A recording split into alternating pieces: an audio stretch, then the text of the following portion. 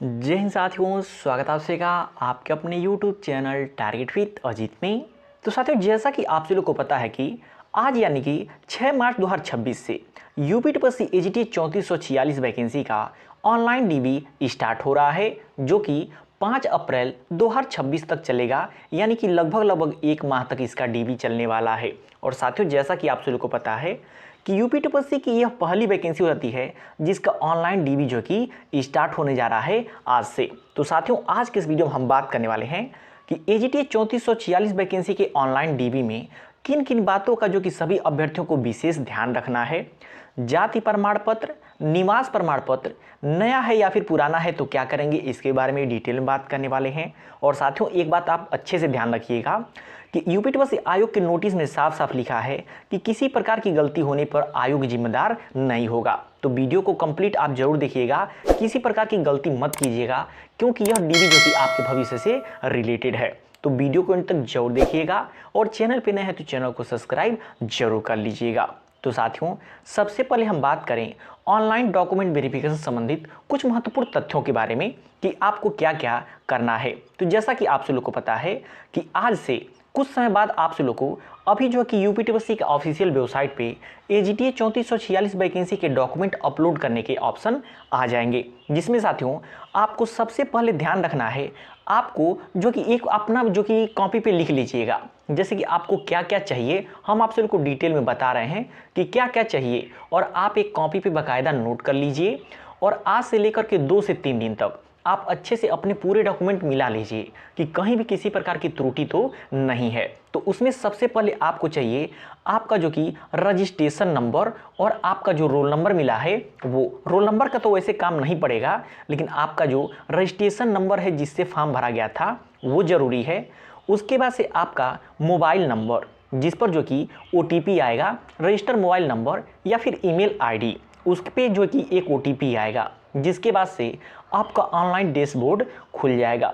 उसके बाद साथियों हम बात करें फोटो की, जो कि आयोग के नोटिस के अनुसार 75% उसमें आपका जो कि चेहरा दिखाई देना चाहिए। और ये फोटो किस फॉर्म में होना चाहिए, तो JPG या फिर JPEG, इस बातों का विशेष आप ध्यान रखिएगा कि किस में चाहिए, JPG या फिर JPEG।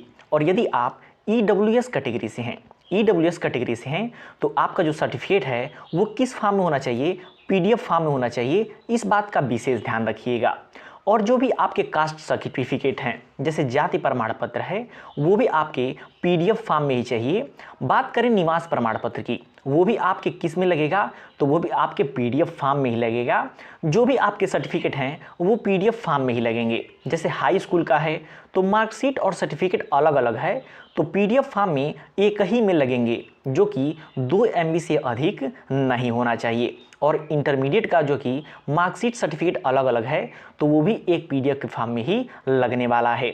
उसके बाद बात करें साथियों कि आपका जो BSc एग्रीकल्चर की मार्कशीट है, जैसे आपका ईयरली होगा तो आपके पास 4 जो कि मार्कशीट होंगे, और यदि आपका जो सेमेस्टर वाइज होगा तो आपके 8 मार्कशीट होंगे। उन 8 को एक PDF फॉर्म में अपलोड करना है, न कि अलग अलग। तो इन बातों का भी आप विशेष ध्यान रखिएगा। और बात करें आपके डॉक्यूमेंट में किसी डॉक्यूमेंट, देखिए बहुत सारे कन्फ्यूज़न वाले क्वेश्चन हमारे पास आ रहे हैं, फ़ोन भी आ रहे हैं कि हमारे इसमें जो गलती हो गया है एफिडेविट बनवाएं या नहीं। तो देखिए हमारे तरफ से साफ साफ यही कहना है कि आपके किसी डॉक्यूमेंट में किसी प्रकार की त्रुटि है तो मात्र 100 रुपये काम है, और आपकी ज़िंदगी का सवाल है।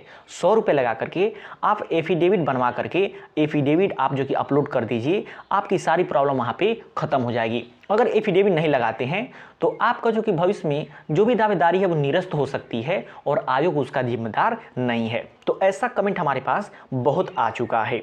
उसके बाद बात करें साथियों, जो भी आपके डॉक्यूमेंट हैं उसमें जो भी लगेंगे, जैसे आधार कार्ड हो गया, वो सभी आपके PDF फॉर्म में लगेंगे।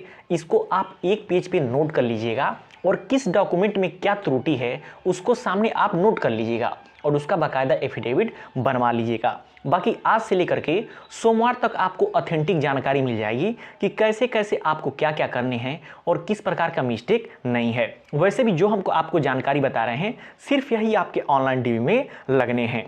अब यहाँ पे सबसे बड़ी बात बच्चों की आ जा रही है कि उन्होंने जो जाति प्रमाण पत्र और निवास प्रमाण पत्र उस समय लगाया था फॉर्म भरा था वो किसी कारणवश उनके पास नहीं है और नहीं मिल रहा, तो अब वो क्या करें। तो आप सभी लोग को बता दें कि जो भी जाति प्रमाण पत्र होती है और निवास प्रमाण पत्र होती है, ये बदलने वाली चीज़ें नहीं होती हैं।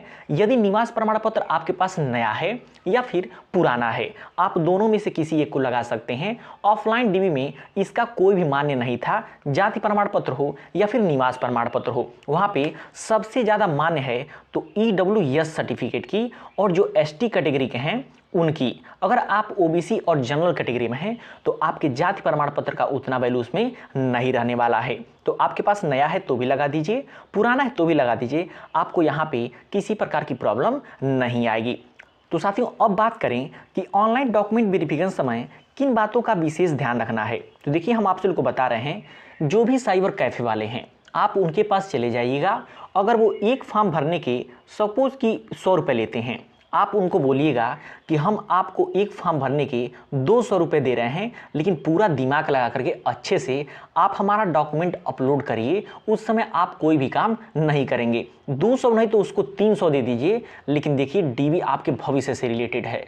आप अच्छे से देख करके पूरा अच्छे से मिला करके तभी डॉक्यूमेंट अपलोड कीजिएगा, किसी प्रकार की गलती नहीं कीजिएगा। क्योंकि ऑफलाइन डीबी होता था तो वहाँ पे आपको एक और मौका मिलता था, लेकिन ऑनलाइन डीबी में फिर एक मौका मिलेगा या फिर नहीं मिलेगा, अभी इसका कोई भी स्पष्ट जानकारी आयोग से नहीं आई है। तो आई होप आप सब लोग सारी बातें अच्छे से समझ आए होंगे।